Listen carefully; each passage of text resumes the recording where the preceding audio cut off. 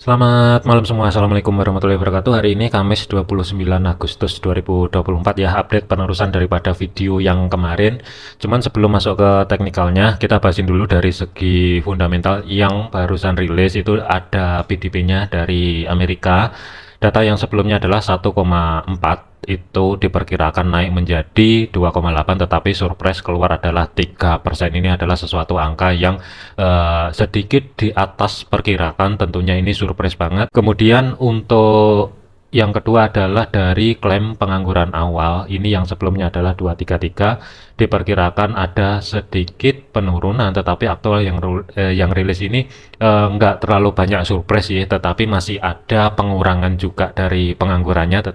Tentunya ini dari segi klaim pengangguran awal ini tentunya menurun positif untuk indeks dolar ya. Jadi ada dua data yang penting untuk malam ini, PDB dan klaim pengangguran awal itu semuanya adalah positif. Tentunya ini juga nge-trigger daripada pergerakan untuk indeks dolar ya, terkoreksi sedikit ke atas, tetapi zona pantau yang kemarin itu kalau misalkan terjadi kenaikan ya, yang sebelumnya itu koreksi yang pertama adalah di sini, dan di level area tersebut harga terkoreksi atau sedikit turun ke bawah 100,91, tetapi pas di level area tersebut harga ini bergerak naik ke atas. Zona pantau untuk malam ini, kalau misalkan indeks dolar ini lanjut koreksi ke atas 101,54, batas maksimal adalah 101,77 sebelum ini balik ke bawah kembali ya. Jadi untuk zona pantau paling atas hari ini sampai dengan besok itu adalah di antara 101,54 sampai dengan 101,77.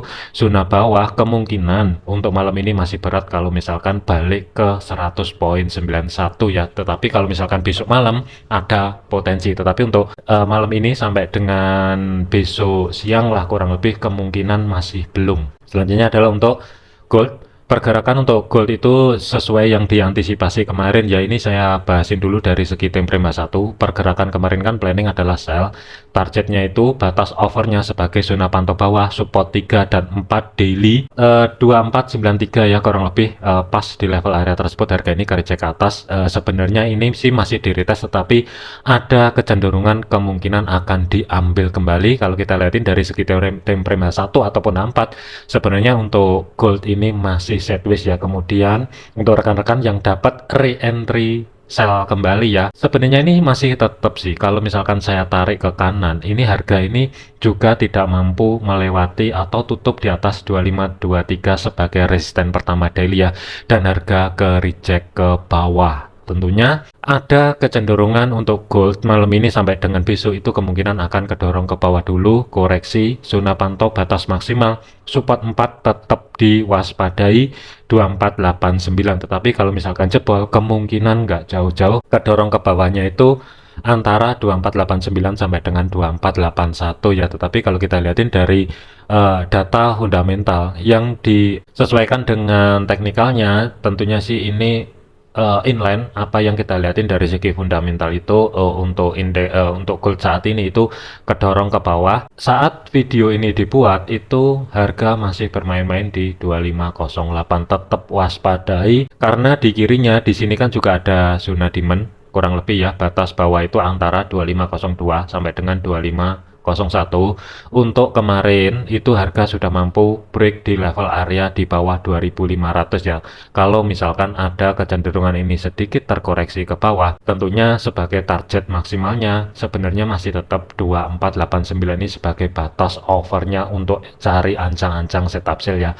Cuman untuk teman-teman yang udah dapat harga di atas, tentunya sini nggak masalah, tetapi yang belum dapat entry posisi, waspadai dari segi time frame kecilnya. Kalau misalkan harga mau kedorong koreksi dari segi time frame kecil untuk malam ini, 2515 sampai dengan 2517 ini tentunya ideal kalau mau dijadikan cari ancang-ancang setup sell. Tetapi kalau saya lihatin ini kemungkinan berat ya, sedikit telat, kecuali kalau misalkan ini nanti harga kedorong ke bawah, ada pentalan di pivot weekly dan terkoreksi ke atas 2511. Tentunya ini kalau mau go entry sell nggak masalah sih, tetapi dari segi jarak untuk stop lossnya sedikit lebih lebar daripada planning yang pertama kemarin ya. Kesimpulannya untuk gold, re-entry sell ini sebenarnya sudah aktif ya.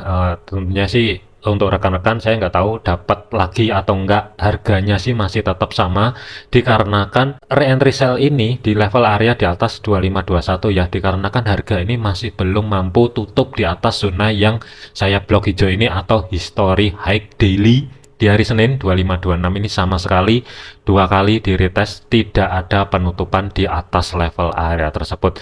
Untuk targetnya ya, TP pertama sih sebenarnya kalau mau TP yang kemarin itu kan TP pertama di kisaran 2502 sampai dengan 2501. Tetapi untuk hari ini, untuk TP pertama itu kalau misalkan di adjust ke 2595 atau 2593 sih tentunya sih nggak masalah, karena dari segi kemarin harga ini sudah mampu bergerak di bawah 2500, ada kecenderungan mungkin akan sedikit kedorong lebih dalam.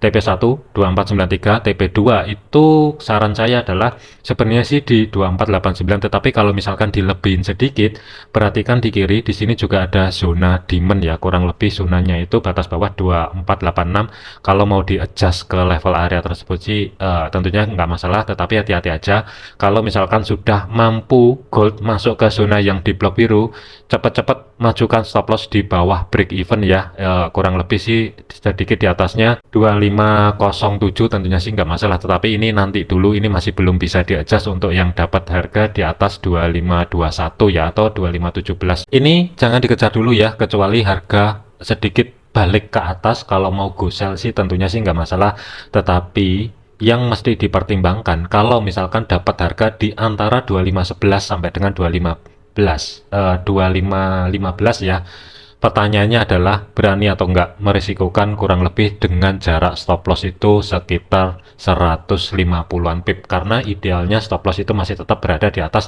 2523, tetapi dari segi targetnya itu ruang gerak sekitar 250 pip batas maksimal ya. Mudah-mudahan sih mau sedikit kedorong ke atas, cuman kalau belum mau dari segi time frame kecil, mending tunggu rejeksi di 2500, sedikit koreksi ke atas, sesuaikan dengan planning masing-masing untuk masuk ke market.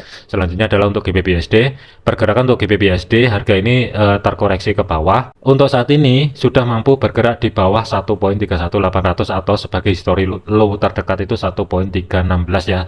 Tentunya ini saya tidak tertarik kalau mau dijadikan cari ancang-ancang setup sell, tetapi saya lebih menunggu koreksi selesai antara di zona yang saya blok abu-abu ini ya. Untuk batas normal koreksinya itu selesainya di mana masih belum kedetek, tetapi waspadai aja di antara 1.3118 1.3080, batas maksimal adalah 1.3043. Kalau misalkan daily mampu tutup di bawah level area 1.3043, secara otomatis planning buy akan tercancel, tetapi kalau tidak mampu tutup di bawah level area tersebut, tinggal tunggu konfirmasi pembalikan arah, harga bergerak di atas pivot, mungkin planning buy ini akan aktif ya.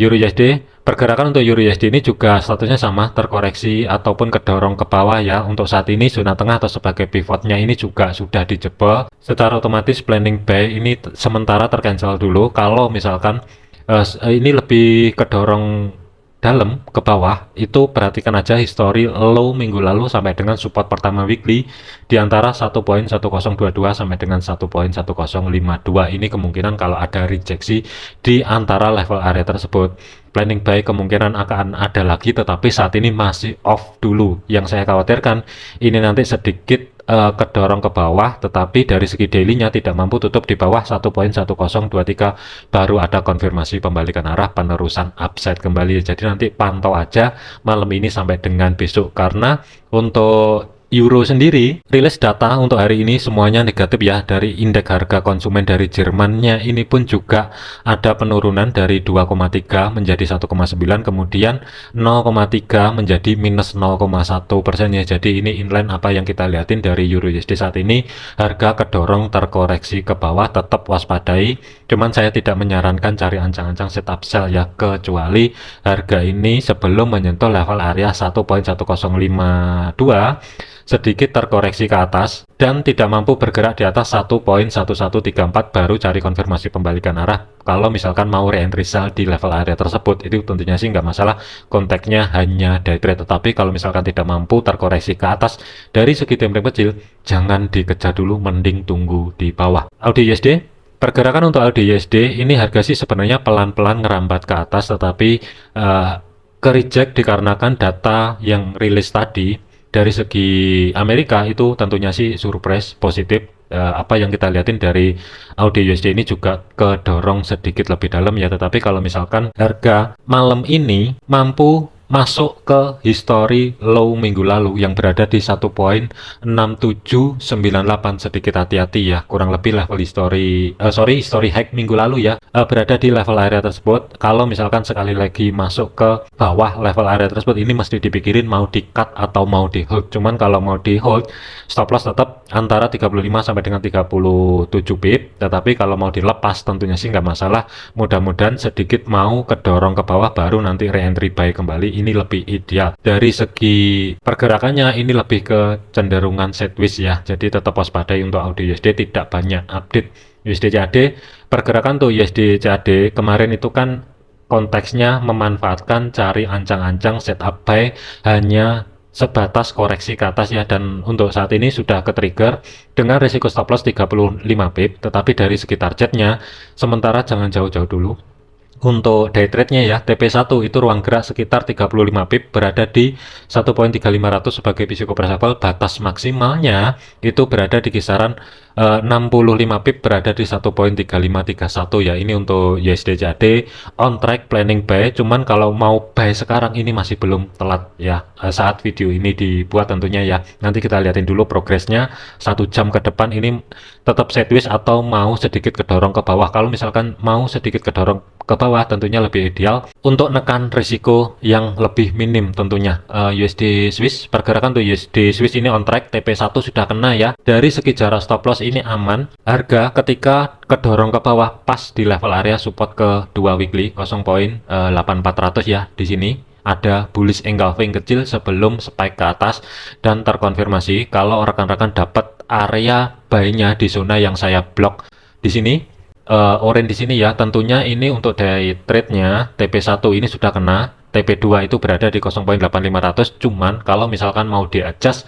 sedikit ke atas menuju batas konfirmasi bawah sebagai pivot weekly, ini nggak masalah. Catatannya adalah majukan stop loss keluar sebagian posisi, ini lebih oke.